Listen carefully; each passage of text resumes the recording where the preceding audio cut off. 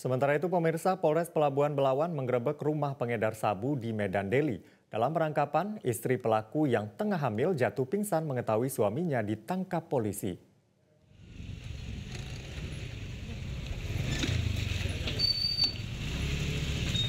Kepolisian dari Sat Narkoba Polres Pelabuhan Belawan telah mengepung rumah pengedar narkoba berinisial TA di wilayah Mabar, Kecamatan Medan Deli, Sumatera Utara.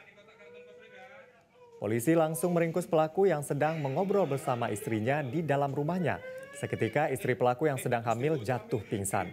Dari hasil penggeledahan, polisi menemukan 4 paket sabu yang dibungkus dalam plastik berwarna biru. Selain itu, polisi juga menemukan alat hisap yang diduga digunakan untuk menggunakan barang haram tersebut.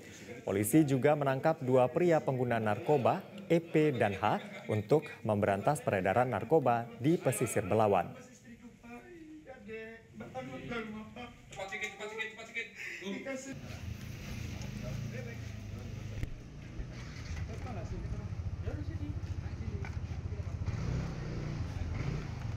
Jelajahi cara baru mendapatkan informasi. Download Metro TV Extend sekarang.